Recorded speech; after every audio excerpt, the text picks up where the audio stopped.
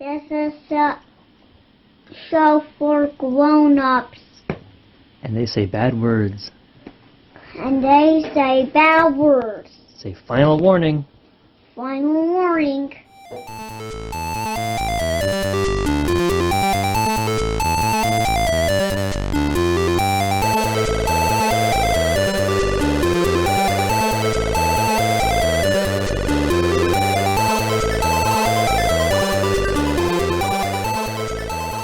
Hey, it's your host, Nate Magnuski, coming at you hot.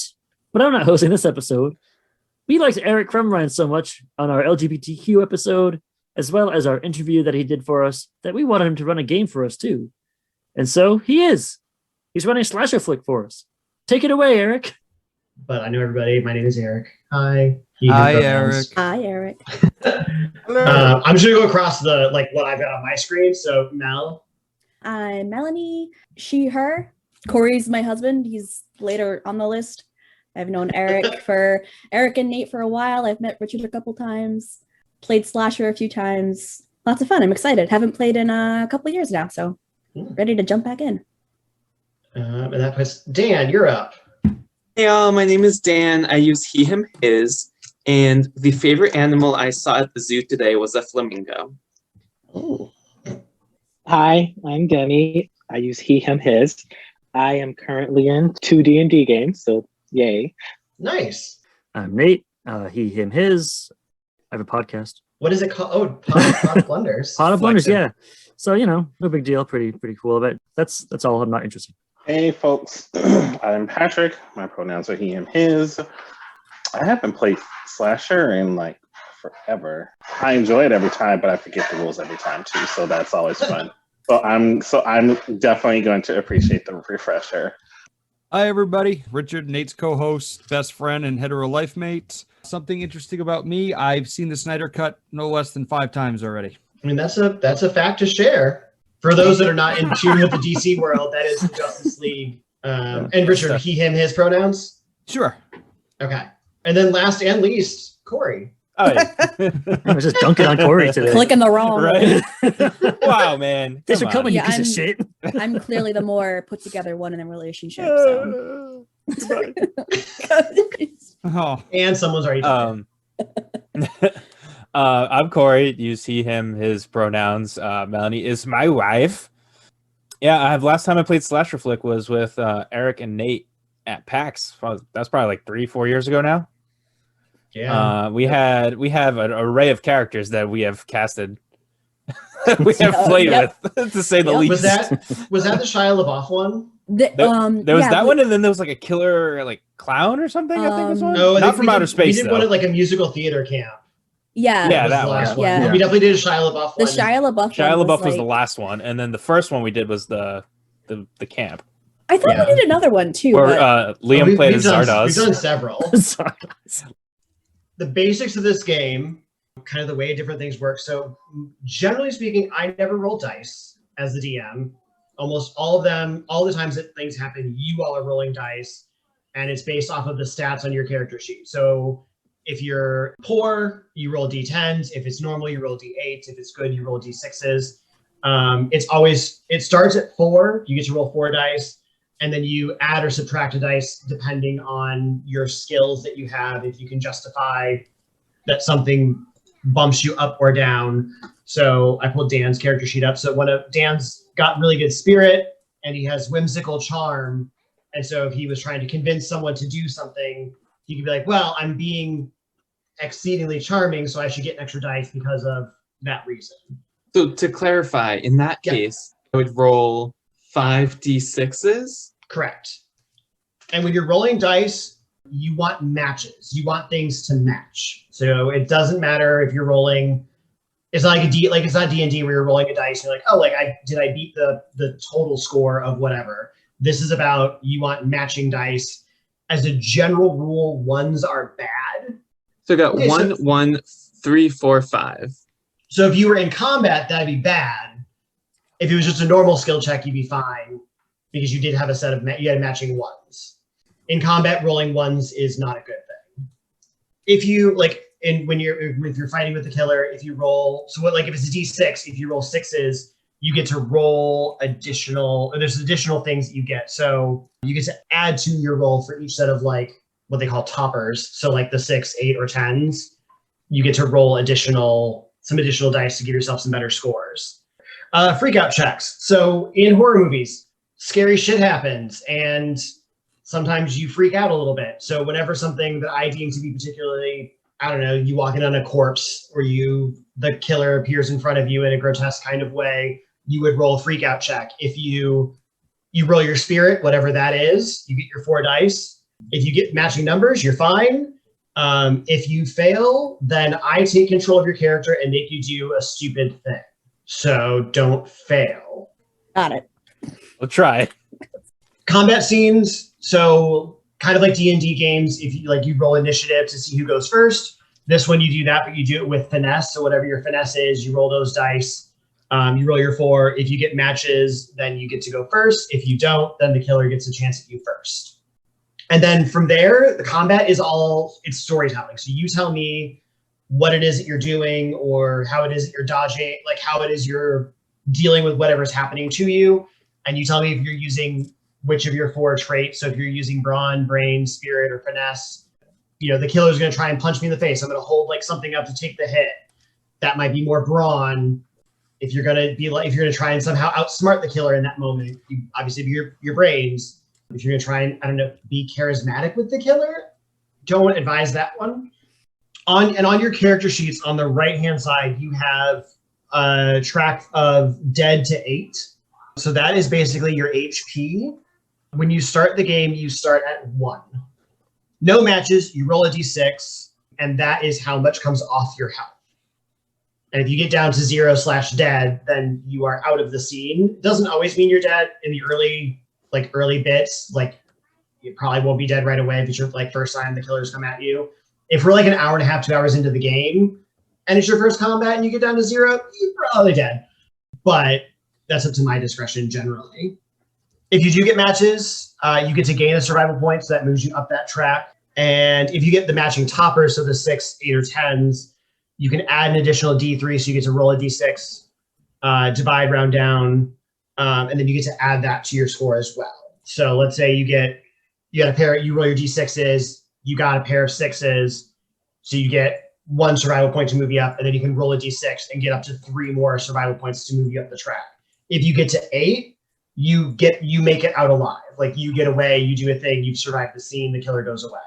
I will tell you, this game is slanted in a way where it is intended to murder everybody.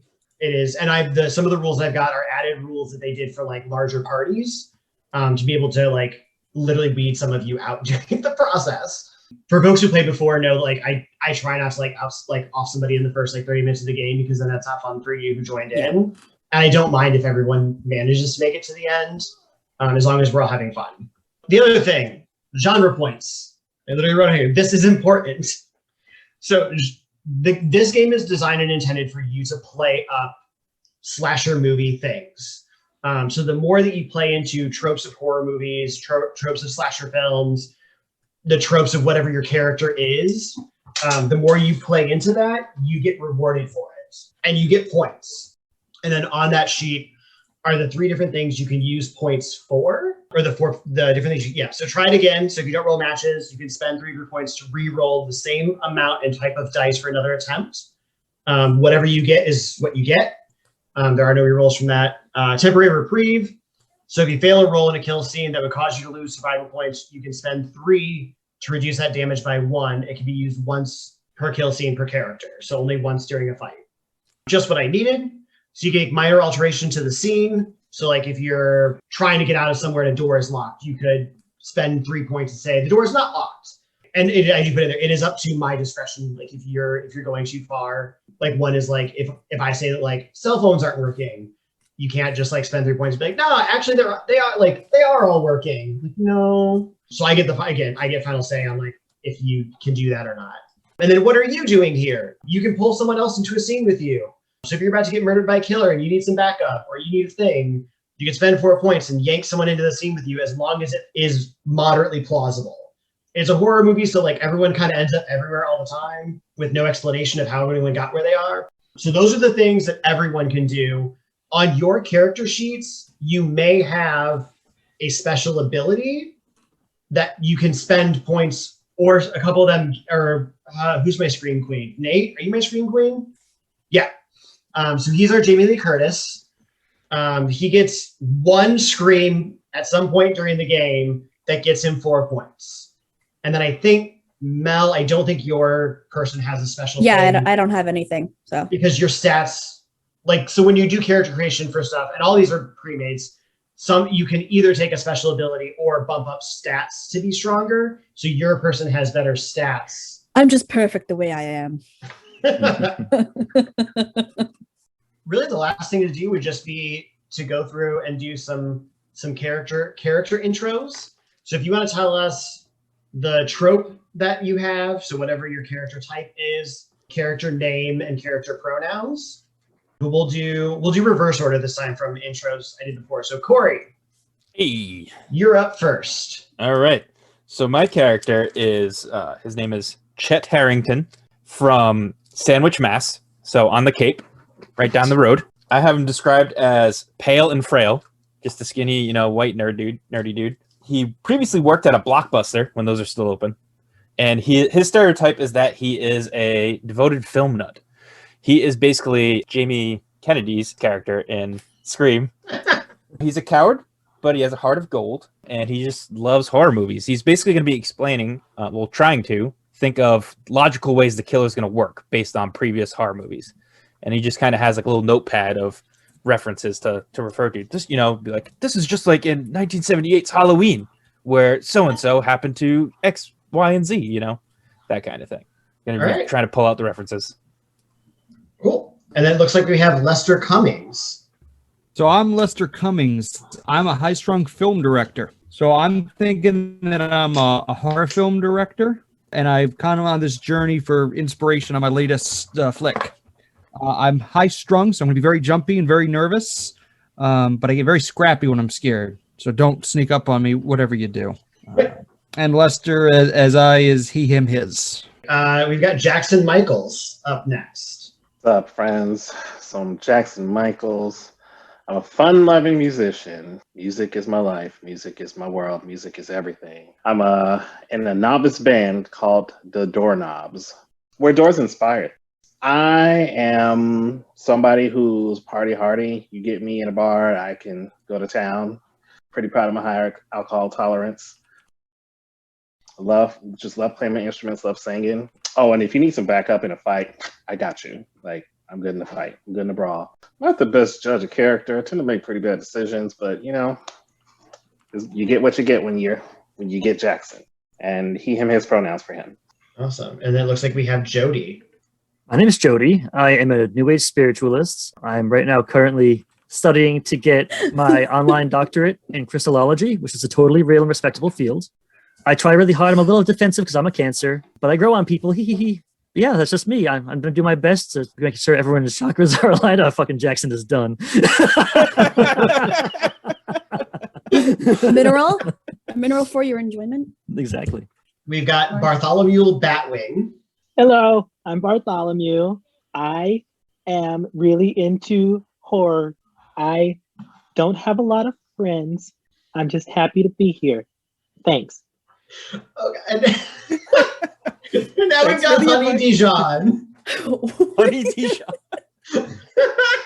Hey everyone, you can call me Miss Honey Dijon. I use she, her, and her when I'm wearing my face.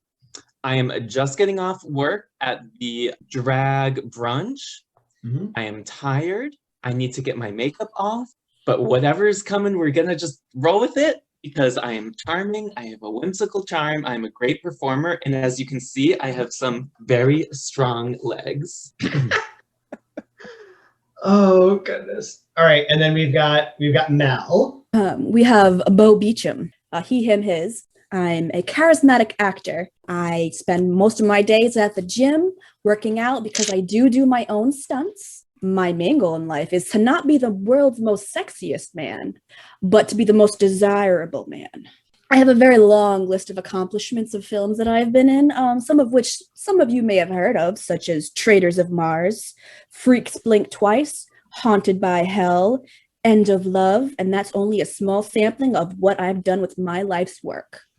The setting for this is Provincetown over Holly Folly weekend. So it is early December. It is cold. Like at this point, P-Town is relatively quiet and kind of desolate-ish. Like you got a lot of locals that are there. Obviously not as many tourists are there. We will start on like the Friday night of Holly Folly. The way that this starts is like any horror movie. I will read you an opening scene that none of your characters are aware of, but where somebody dies, because that's how horror movies start. Random, inconsequential people die at the beginning of a horror movie. It is a cold night in Provincetown. The snow falling gently across the beach. Nearby, a dock, and underneath, two men are engaged in, well, they don't call it the dick dock for nothing. As the young man proving his screen name, Just a Hole, was an accurate description, neither of them see or hear the cloaked figure come up from behind. The knife pierces through the neck of the man on top. The bottom screams. As the body collapses on top of him, his throat is slit. The two men fall into the sand, and the cloaked figure disappears into the darkness. Waves crash over them, and soon the bodies vanish into the sea. I guess kind of starting off, what would your characters, I guess, where would people be? What would you might be doing? Why are you in Provincetown? Whoever wants to jump in first. Bartholomew has come to Provincetown because he read recently about the Lady of the Dunes, which is this lady that was murdered in P-Town at Race Point. That's where I'm going. All right, so you're out on the dunes by yourself? Correct. Amazing. Take a point right off the gate. Yeah, I was gonna say like he. I came to Hollytown for looking for some sick Blu-ray deals before Christmas. I was hoping to get some, at least some steals, maybe find Black Christmas on sale. Movie-inspired Halloween. John Carpenter is just a fraud that ripped him off. And in the meantime, I stopped at anybody's bar because I'm looking to speak to anybody that would willing to hear me talk about horror movies. No one's actually sitting next to me because anytime someone does, I just talk their ear off and they just kind of walk away. I'm coming out of my hot yoga studio and I'm going back to my shop, Quartz and Smudges, to pick up some new hematite bracelets. I'm walking by myself, got my headphones on, guard lowered all the way down. Like I said, I just got out of work. We ran like a drag brunch or whatever. I don't even know. I'm kind of scatterbrained. My shoes are very uncomfortable, so I need to change my shoes and get my makeup off. Girl about town, gotta go home and do all these things. My manager wanted me to lay low for a bit, just to kind of refresh myself. So he booked me a little inn here somewhere. I don't even know. But I'm looking to get out on the town, just, I don't know, maybe just see where the crowds are, take some pictures with some folks, maybe hand out some autographs. Well, Bo, I believe you're with me at the White Porch Inn Art Hotel. Yeah, Lester Bayveets. Yes. You know, let's get this going. We're using our fame currently to try to book a better deal on a room. That's However, no problem. they're fully booked, so we have to share a room. You know, we've been friends for a long time, Lester, so it doesn't bother me none. Yes, good friends. Good friends. You're really stressed out, Lester. Like, maybe we can do something about that. Wouldn't be opposed to a neck rub. You know how I get. All right, and Jackson? So just finished playing a gig. Had a really great turnout, 10 people. Pretty proud of myself. And just decided, just to walk down Commercial Street, check out Choice of Heroes before heading back to my Airbnb. Cool. So we've kind of got people scattered around. Everyone grab a genre point just for kind of good intros. For folks that aren't as familiar with Provincetown, the lay of it is you've got Commercial Street, which is kind of your long, like, main strip with all the shops, bars, restaurants, etc. You have places like the Purgatory Bar, the Crown and Anchor, the Wave Bar. There's also several leather and sex shops along the strip. There is the Dick Dock, which we've referenced, whereas just kind of off on the beach somewhere where unsundry things happen.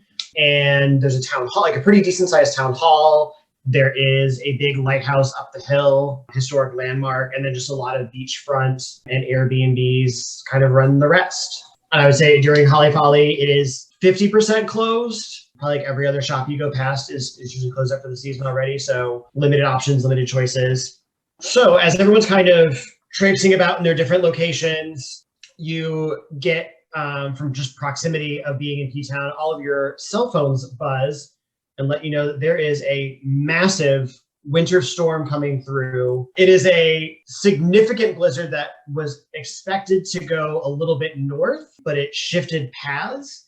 And so they're encouraging everyone that is currently in Provincetown to make sure that you are in the city, like in the town itself, and that the main roads getting out of Provincetown are going to be shut down because they're expecting this to be pretty rough, and it's already starting, like some of the roads are starting to ice over. And so, and for anyone who's made that drive down P-Town, it's a lot of back road, like single lane highway, not super safe. So encouraging folks and telling folks that a lot of the events may be canceled over the weekend just due to people maybe not being able to get in, but that town hall will be open as kind of a gathering point if people need things. Mayor Bromfeld is going to be kind of positioned there to make sure that her town is being managed appropriately.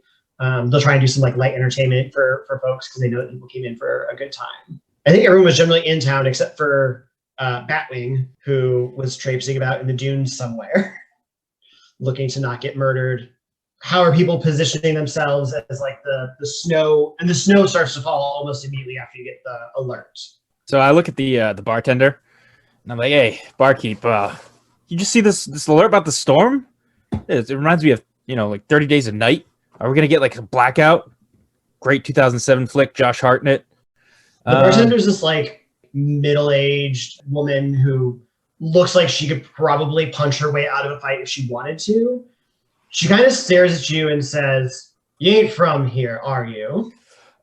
Well, I'm actually from Sandwich. Not too far from here. I'm sure you know where it is. Mostly just old people, though. No one really wants to talk to me. I guess you don't really want to talk to me either. She just like glares at you and she's like, "So you're not from here?" No. Oh, no. And then she like refills your drink and says, "Godspeed," and just walks away. I guess I'll just make my way back to the hotel with all this snow coming down. Yeah, I'll place some money on the bar, pound my drink, and head on out. I'll start to grin and remember how this reminds me of The Shining, and I will like start proudly with my arms wide, spinning in circles, and then decide I'm staying for the duration of this storm. He's spinning in the dunes covered in snow. I think I'm wholly oblivious to this because I don't have a cell phone because the 5G towers, they affect my spiritual energy. They drain my aura pretty quick. So I don't like having them near me. So you notice that it starts snowing. Maybe.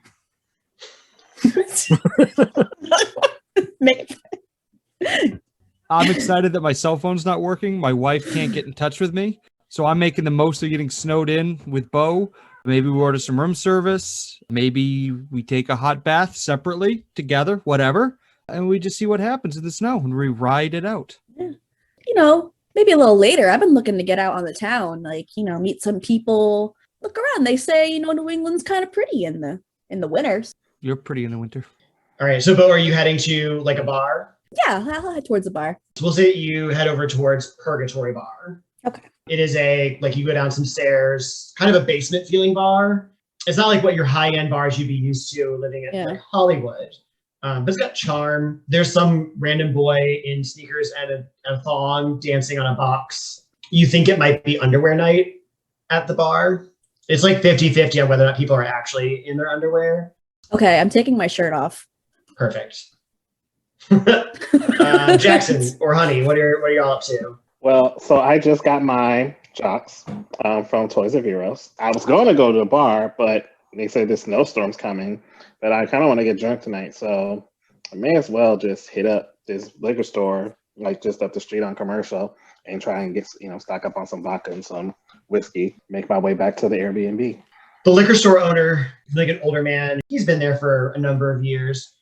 And he just kind of looks at you and says, "It's going to be quite a storm out there. You ready for what's coming?" Just kind of hoping I can get back to my Airbnb in time because don't really have a car and not sure how I'm going to get back, especially if Uber's not going to be working and they're shutting down the road. I'm just hoping I can get drunk tonight and stay warm. He says, be safe out there, honey. They say there's always eyes watching you when you walk down the streets at night.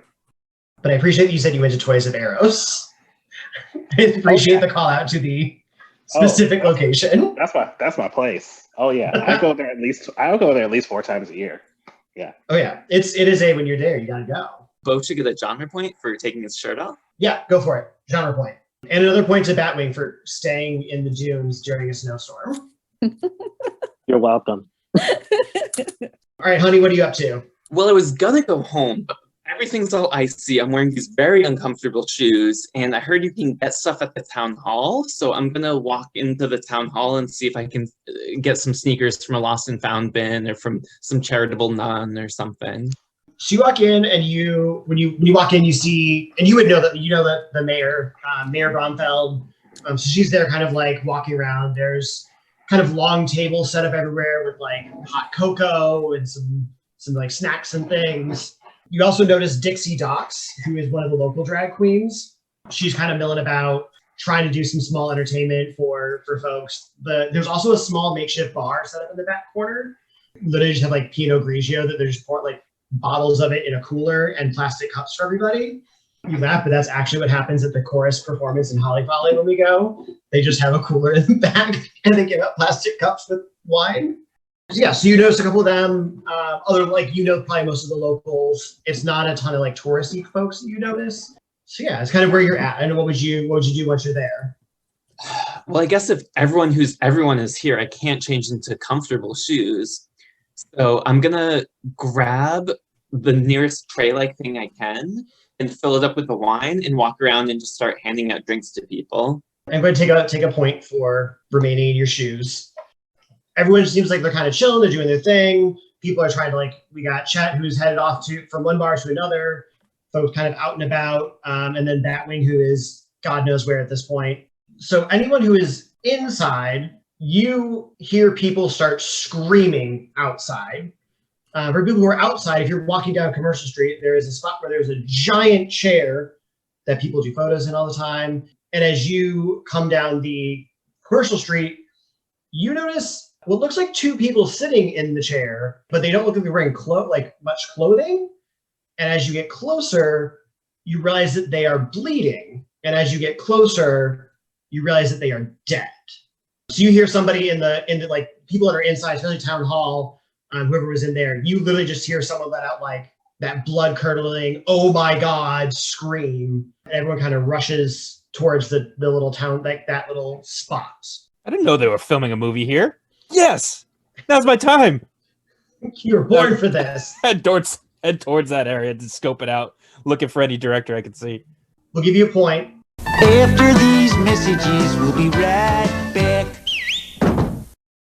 Coming to the World Wide Web, it's the internet's premier podcast that gives you the 411 on the 1990s favorite television teens with Tood. The Ninja Turtles? As if... The Power Rangers? Talk to the hand! My bad. You must mean the... No duh, they're all that in a bag of chips. That's PHAT fat. How do I scope that? Just head on over to our Patreon, and starting at $1, you'll get 2 gnarly episodes of Jumping the Street Sharks a month, plus a bunch of other tubular shiznit. Actually, that sounds lame. I think I'll keep my cheddar to myself. Not! So if you want to support us, head to the Patreon link in the show notes. We appreciate you, and can't wait to share more jawsome content with you soon. What are other folks doing? I grab my sage and my lighter, and I'm sprinting as fast as I can because I need to bless the bodies. Otherwise, their souls will be trapped on this mortal coil from the trauma they suffered before death. And a point. Well, I'm done spinning. And I've done my sufficient research out on the dune. So I'm going to make my way to St. Peter's Cemetery to check out her grave. Bo hears the screaming and in his head goes, fuck that, and just goes back to schmoozing and just like trying to pretend he didn't hear anything. And as you're standing around, you start hearing people kind of muttering something about, did they say something about a dead bodies? Was there? No, is there a movie being filmed? The Maybe only body here is mine. Check out these abs. Is Ryan Murphy in town? I think Ryan Murphy might be in town. American Horror Story? Are they filming again? God, I hate when they film on location. If they were, I would know, and I'm the only body you should be looking at right now. So you keep dancing, take your point. I was terrified from the screaming, so I ran out to find Bo to make sure he's okay. Did you go to the bar? You just running around outside? I'm running around frantically trying to find Bo in all the chaos. Let's do our first roll. Give me a brains roll. You can roll 5 d6s. Okay. And you're looking for matches. 1, 4, 3, 2, 5. 0 matches. You have no idea where Bo ran off to. You weren't paying attention when Bo left. You were just very focused on his physique as he walked out the door, and like his ass just looked perfect in the jeans that he was wearing. Yeah, he said something about something, but you're like replaying it in your mind, and all you hear is just like abs, angelic. abs, You hear like abs, angelic abs, singing abs. as yeah. That's all that's in my head. I spot Lester looking around frantically, and I recognize him. So I go up to him. I go, "Holy shit! It's Lester Cummings. I loved your movie, 2 Bodies, 1 Knife, starring Bo Beecham. What are you guys doing here? Is this your set? What's going on?" This is not my set. I was never here. You never saw me. Go away, please. Can you sign my receipt? Like, I'll just turn it over. Just sign this. Anything. Napkin. Good sir, that would be evidence that I was here in this town. I will give you a hearty handshake and be on your way, please. Handshake's all right. That's fine. I'll just never watch this again. And Bo Beecham is definitely not here either. You never split up. I mean, I've read all your works, all your books. You always seem to be in the same place together. Like, you sure he's really? Not here. I'd love to meet him too. Like, just he's not here, and neither am I. Chet, roll brains. Lester, roll spirit. I'm going to see if Lester is able to convince Chet that Bo is not here. Brains, I have good. So D6, and you get to roll 4 of them. D6. I have 2 5s. And Lester, you can add 1 because you have a commanding voice. That's 5 d8s, right? Yeah, 5 d8s. Okay. So I got a pair of 3s. So we'll say, Chet, you can't find fault in his logic at the moment. All right, I guess maybe Bo's not here. Why would a director lie to me? Like, he's such a nice guy. I heard a scream, and of course, me being the charismatic guy that I am, I'm all for like leaping to the rescue and helping the damsel when they need, and I'm, lend a helping hand. So I scurry over to where I hear the scream from to see if I can be of help. Okay, so you kind of run up. There's a crowd of people. Jody, Chet, and Lester, you were just on the street somewhere. You're not at the. I'd say like nearby, right? Yeah, nearby, but we're not there. Maybe 200 feet away. Okay, so Jody and Honey are there, but it's a crowd of people, and you see the mayor is kind of, or what's a woman in authority is kind of like pushing people back. You see like a couple, like it looks like they're trying to be cops, somewhere between like a security guard and a police officer.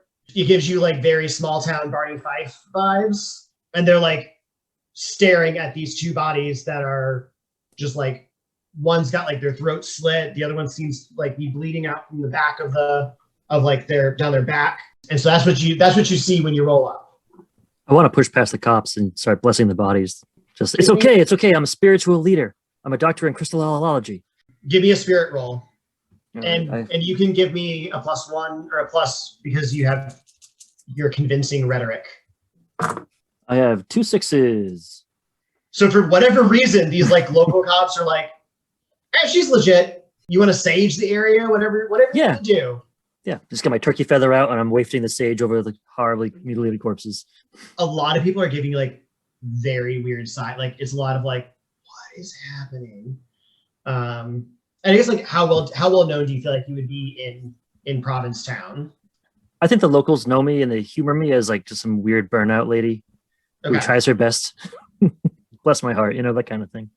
And then, Honey, what are you up to out there with the bodies? So I was serving drinks, but everyone ran out. So I ran out too. I have a tray full of wine with me.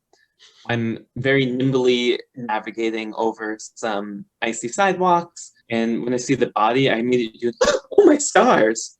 I don't spell any. I'm not an amateur. Give me a brains roll. Does that involve me I'm scatterbrained? Is that? No, we'll see. It's not a detriment at this moment. Good. So you get 4 d6s. Matched. You recognize one from a grinder hookup. One of the corpses? What did I know this corpse's name to be? I think you knew him on Grindr as Just a Hole. My favorite hole! I exclaim. To me, he was so much more than just a hole. He was the hole. He was my whole mate. You'd met up a number of times, both your place and the docks, just for fun. Yeah, I'm gonna like shoo away this like weird hippy dippy woman trying to like blow smoke up the hole. Maybe shake the body. I'm a little distraught. I still have the drinks in my hand. I'm gonna be shaking the body. The cops kind of run up on you and like, what are you doing? This was my favorite hole. Like, man, we're gonna need you to step down. We're gonna need you to step down, please. Remove yourself from the situation. You do not have clearance to be here. Article 7, Section 4. Huff and I puff and I strut away. Nice. Let's go back over to Batwing, who is currently in a cemetery. So I'm carefully inspecting her grave, and then I like hear some commotion. I can't really see much because like I might have lost my glasses in my walk over from the dunes, but I know I have another pair back at my Airbnb. I think I should go back into town so I can get my other glasses, but I can't really see that well. So I'm like stumbling back toward Commercial Street. I'm staying just off Bradford. As you start walking, give me a brains roll, but -1 based on everything you just said. Okay. Brains is good, so that's 4 D6s, right? Right, but -1 because you 3. just told me that you can't see anything. I got a pair of 5s. Booyah.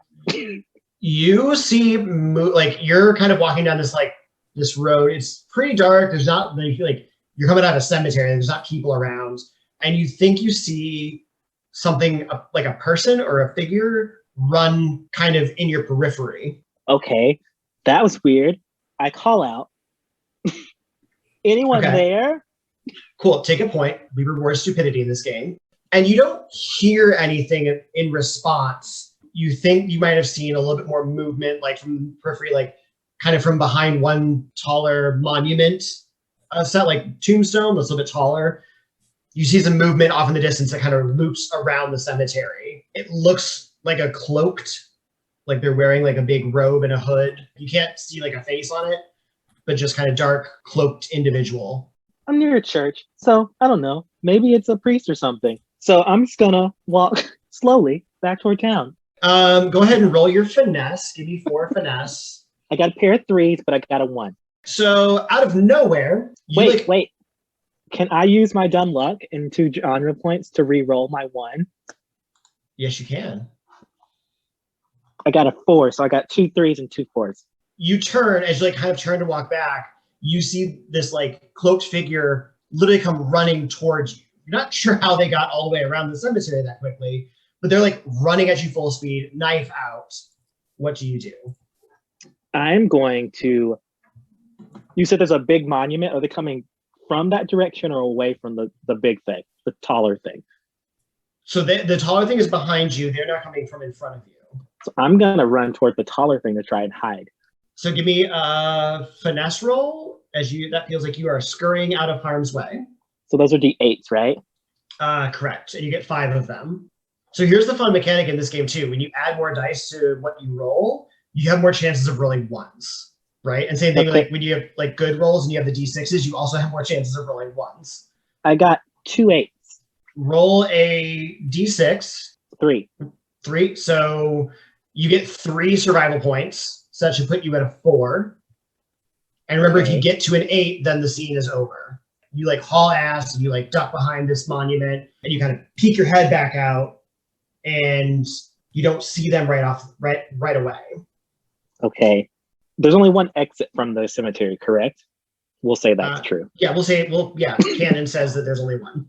I'm farther away from it, I'm assuming, than I was before. Correct. So I'm going to try and crawl toward something that's closer, but would give me cover if that exists.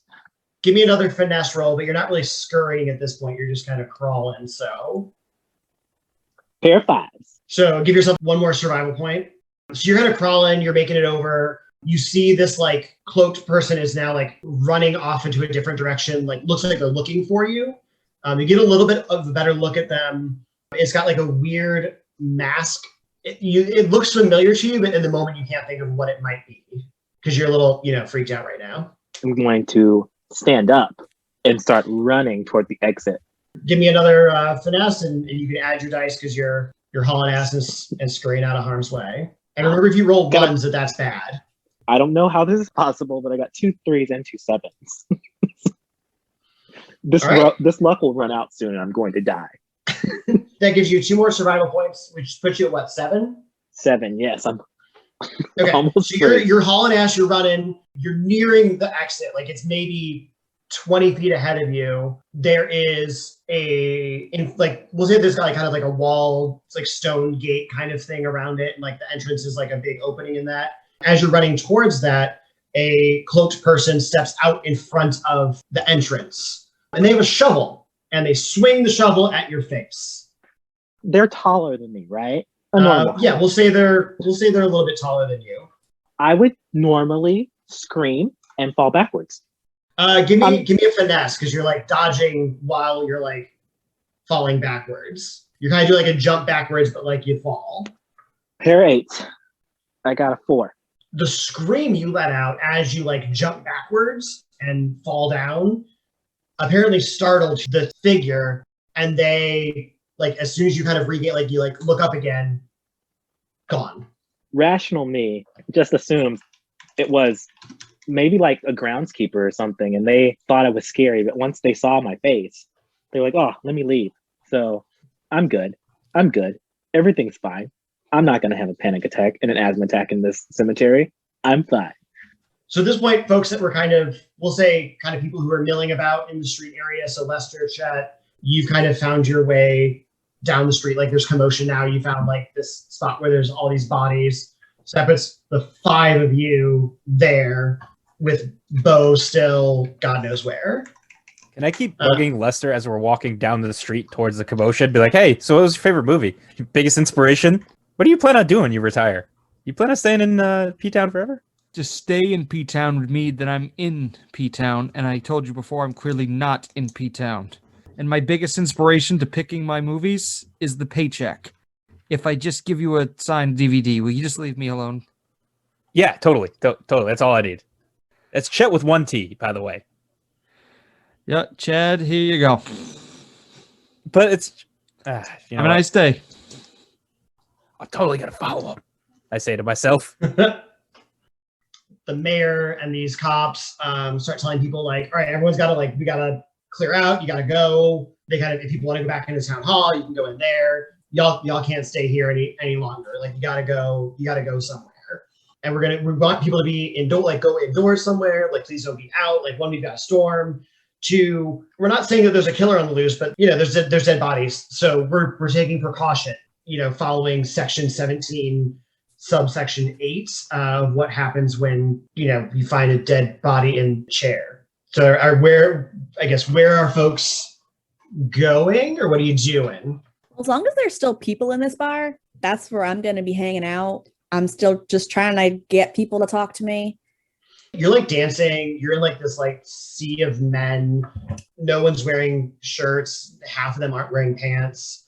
All the lights flip on. The music cuts.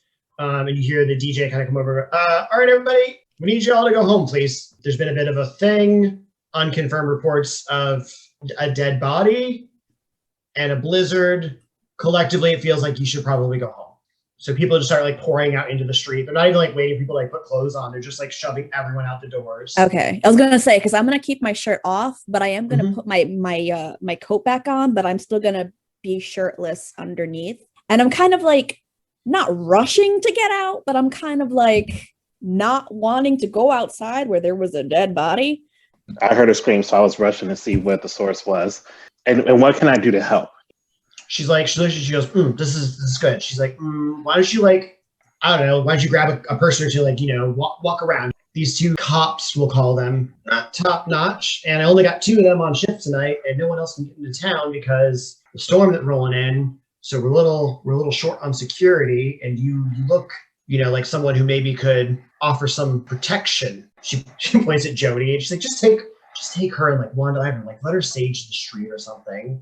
And she's get everyone to kind of clear out of here. So if you just want to grab a couple people and do your thing out there.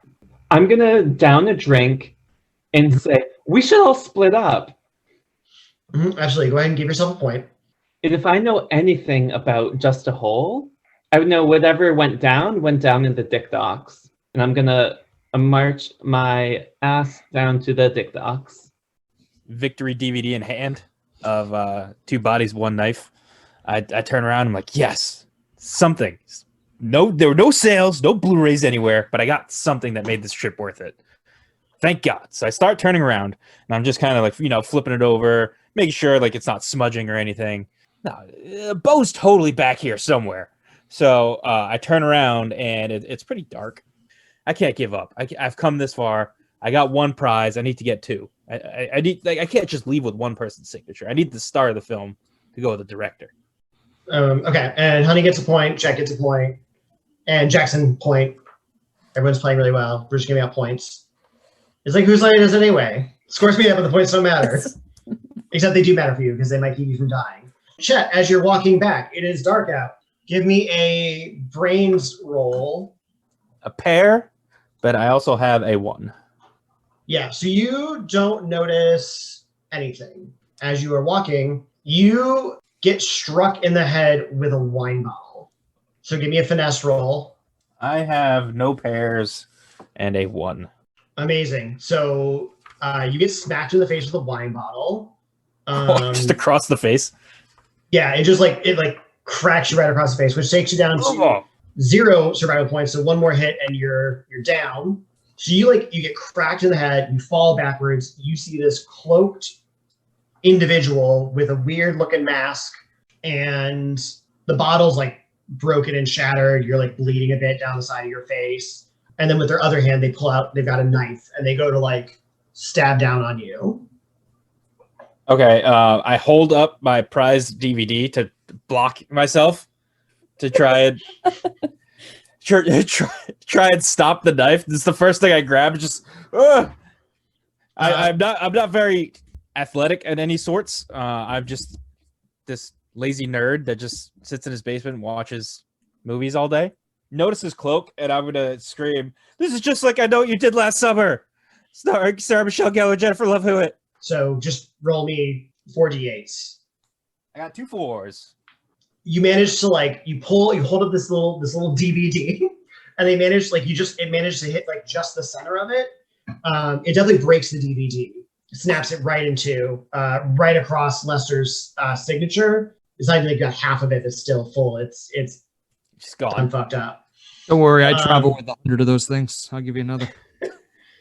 So it comes down, it goes through, and the person kind of stands up and sits back and is looking around to grab something. And you see them making a grab for a large shard of glass from the broken wine bottle to take another swipe at you. I'm gonna try and get up and just start running towards the crowd where I saw a few guards, I'll call them, but they're really just like mall cops almost. Yep. So give me a flee roll. So it'd be 5d8s. Yeah, I got nothing, and then there's also a 1 in there. You tried to get up, you put your hands down to get up, and one of your hands hit a shard of glass. So instead of getting up, you basically recollapse back onto the ground, and the cloaked individual just kicks you in the side. So you're down to 0 points at the moment. So what is your action? I'm gonna play dead. That's one of my things that I have ability. I'm just gonna be like, oh, and then I just really weak, frail human.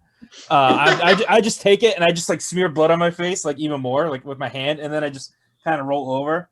And then I have a really good skill to stop breathing because my older brother used to beat me up, so I used to just kind of hide a lot.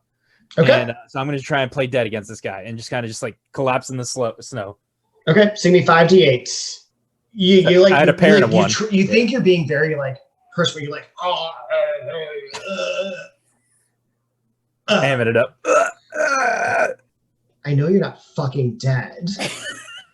And then I kind of just peer up with him with one eye, just kind of look at him, make sure he's still there or not. But as you're gurgling on the ground, you some people start walking down the street towards you. You look over at the people, and then you look back up at the person, and they are gone. Oh, that was weird as shit. I'm never going outside again, man. So I'm gonna try crawl my way towards this group, kind of pull myself because I'm still kind of hurting, out of breath, and be like, yeah, there's someone here. He's here. Whoever took out those bodies of that film set, whatever was happening down the road. So Jackson and Lester will say. So Jackson, when the mayor told you to start walking around and like grab people, whatever. Lester, man, like Lester, somebody you just ended up like with a couple people, just started walking. Felt like a good idea. I'm just calling out for Beauregard. Beauregard. So you see, Lester, you see the person who you signed a DVD for is like covered in blood and is like running down the street towards you and Jackson. Oh, So no, Jackson, not this Lester, guy what again. you see this bloody man running towards you. I want to care, but I don't know as if I do. Which is fair. You guys. Oh, come on. The guy looks like he got hurt. We should help him. If he So, died, like- my secret would be safe. So like this blood's real, and like this blood I smeared a little bit, but this is real. He hit me in the face, man. Like he kicked me. I'm bleeding. He went that way. Like, could you guys help me? He was a big dude in a cloak. He had a mask. All right, we're gonna pause you three for a second. Batwing, you made it back to town. Bo, were you also heading towards the town square? Like, were you walking with people towards? I'm kind of just like following the crowd. Like I really don't want to be alone. So, Okay. if that's where they're going, then that's Yeah, what you I'll follow like do. a small crowd that kind of heads you back towards the town center area. So Batwing, you run up on, you see some like people that looks like they were at an underwear party and they're not fully clothed and they're all walking down the street towards the little town hall area. I'm not going to talk to the underwear people. Is there anyone that's like kind of near the back of the pack that looks like they might spend too much time indoors? Yeah, we'll say you find some like pasty twink who is clothed and looked like he was moderately uncomfortable about being in a crowd. Okay, I'm going to go like overshare with this person that the groundskeeper at the church tried to like assault me with a shovel. You come like running up on this person and you pour all this out for him. And he kind of looks at me, he's like, "Where did you come from? Who are you? Oh, the cemetery. I came from the cemetery. What were you doing in the cemetery?" Oh, there's this really cool story about this lady in the dunes that got murdered about Race Point, and I was going to go see her grave. Do you want to go with me? I can go show you where it is. Do you know that Oh, there's dead bodies at the town hall? Dead bodies? Town hall? No. The town's in a curfew right now. There's a blizzard coming. What were you doing outside? What's wrong with you? Are you wanting to walk to town hall? Well, I want to see the dead bodies, don't you? I mean, yeah, I kind of do. Let's go. So that's where we're going. And then we're going to all go home. But like we're staying together in a group. I don't really know these people, but like I think that one guy's an actor up there. I think I've seen him in horror movies. Which one? At the Met. Did I hear him mention that by chance? Give me a brains roll. Okay, so that's Uh-oh. normal. So that's D8s. Yes. Oh, 8, a 4, and 2 7s. You just hear like, he's been in horror movies. It's just like straight up whiplash at my head. Why, yes, I am. I'm Bo Beecham. Hey guys, do you guys want you guys want an autograph? I'm kind of a big deal, and my coat is still kind of unzipped a little bit, so you can kind of see my pecs. Right, that's what the boob muscles are, right? I don't know anatomy. My man You're boobs, like it's Pot of classy man. Blunders, not a biology podcast. It's not classy man cleavage. I'm already kind of like whipping out like my headshots from my secret coat pockets. Yeah, so Batwing, in 30 seconds, someone goes, "I think that guy's an actor." And you're like, "Who?"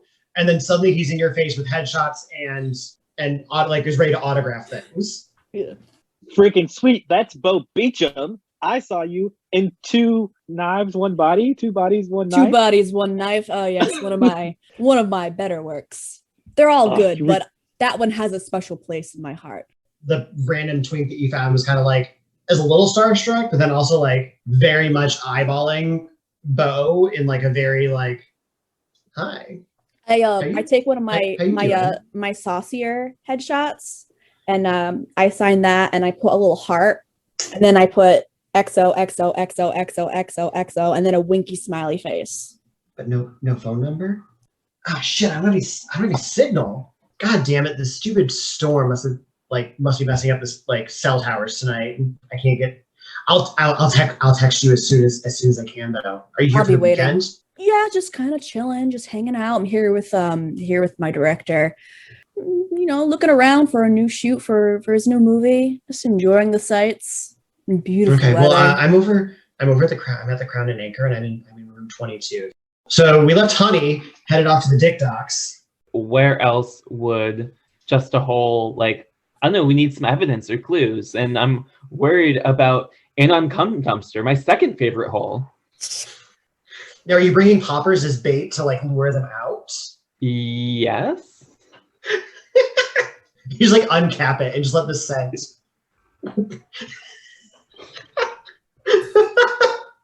Yeah, why not? There's gonna be like a subset of people listening to this podcast and they go, "What the hell is a popper?" I've heard of it. I don't know what it is. It's a butt thing, right? You just take a little sniffy sniff, and then you relax in some different ways, including that special part that lets you be just a hole. And you said we weren't educational. So it's an inhalant commonly sold as DVD cleaner. So this could actually help with all the DVDs that are being thrown about. Good thing I always carry DVD cleaner in my bag. I had no idea. Hopefully it's like low tide and I'm not going to get swept away. Yeah, we'll say it's low tide. Good. So you get down there. It's pretty quiet. Are you like looking around specifically for anything, or what are you doing? Yeah, any clues? Any holes, any other people I know, any people I'd like to get to know. Okay, give me a brains roll. Yeah.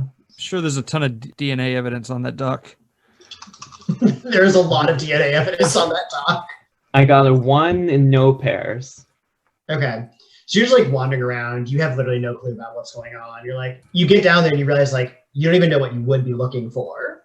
You notice something that someone in the distance kind of runs between like two of the like poles that are underneath the dock.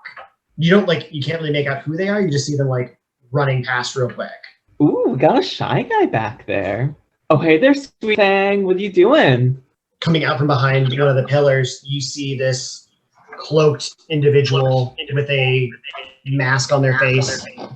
And they kind of pause for a second. They shout at you, "You will be the sacrifice that the god demands." And they run towards you with a knife out. So give me a finesse roll and we'll see who gets to take the first action. I'm going to scream, first of all. Second of all, pour 4d10. I got a 1 and no matches. So they jump at you with a knife, pump, right? Like, and they're aiming like right for your like shoulder area here. Oh, I have so much padding around there right now, so I should be fine. Other than screaming. Lots of screaming. I mean, I think I'm gonna try to like dodge it because yeah, these things are expensive. Okay. For the podcast, I'm gesturing towards my breasts as they drag very large falsies that I'm wearing around. I try and dodge. Is that an action or? Yeah. So give me a finesse roll, and you're nimble, so you can add 1, so you can have 5. No ones or matches. Cool. So you get stabbed in the shoulder. Like you go to move a little bit, so it doesn't actually it doesn't hit your like expensive breastplate. Like it hits like kind of the meaty part of your shoulder. But you definitely take a knife in your arm, and so you're at 0 survival points. So you're like kind of standing near one of the pillars. You recognize it. It's where you first met Just a Hole. It's a sentimental space for you. And they go to kick you straight into the pillar. I'm gonna try to kick back. I have strong legs. It'll almost be like arm wrestling, but leg wrestling. Now there's a tongue twister. You can roll 4 brawn because I said so. No dice, no matches, no ones. So you sail back into the like they kick you full force. You go flying back into this pillar, and then you black out. Am I dead? We'll come back to you, but you black out. If you're dead, I'll tell you you're dead. Okay. Cliffhanger. Tune in next week to hear the exciting conclusion to our Slasher Flick episode, hosted by our own Eric Crumrine. As always, you can find us on Twitter @PotofBlunders. For more podcast episodes, reviews, and interviews, head on over to potofblunders.com, or if you want to email us instead, potofblunders@gmail.com. I've been Nate Magnuski, and as always, may all your D's be 12s.